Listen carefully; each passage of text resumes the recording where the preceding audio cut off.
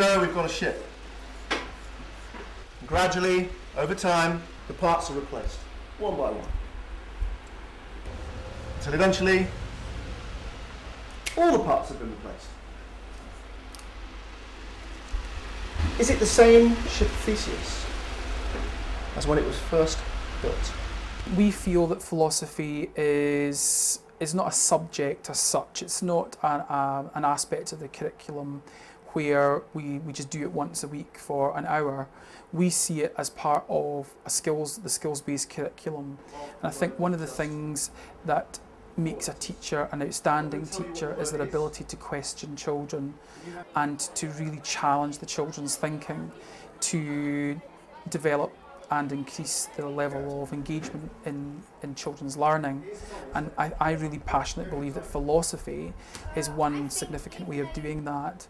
So not only is the philosophy that we are teaching developing the teacher's questioning skills, it's also developing the children's ability to question themselves, to challenge the questions and thoughts and ideas of other children, so that it enhances the learning and teaching policy that's the lifeblood of our school.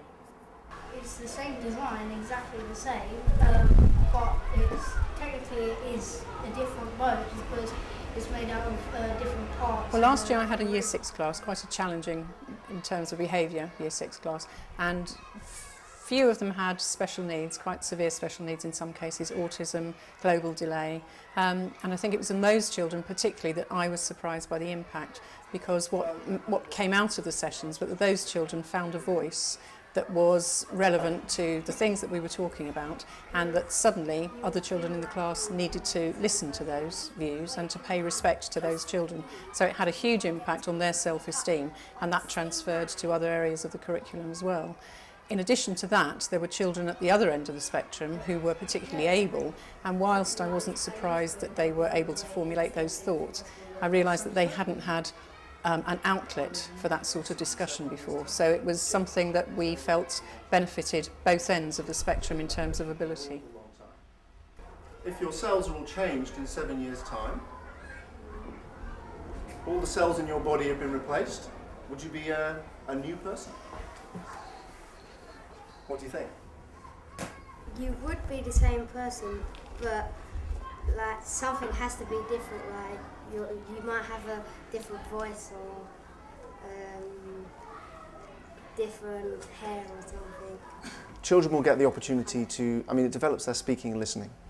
It develops their ability to sustain a train of thought, not just on their own, but together. They get an opportunity to express their ideas without it being condemned in any way or judged. So that, I think, helps to build their confidence. There's a special kind of thinking that philosophy engenders, and I would say that that's a kind of what some people might call second-order thinking. You're not just thinking, you're thinking about your thinking. So you're thinking about why you think what you think. Are you justified in thinking what you think? But more importantly, you're rethinking. My experience is that children who've been doing philosophy from a young age, then when they get to year 5 and 6, are really quite formidable in their reasoning skills and their ability to, one of the things I've noticed is their ability to construct arguments.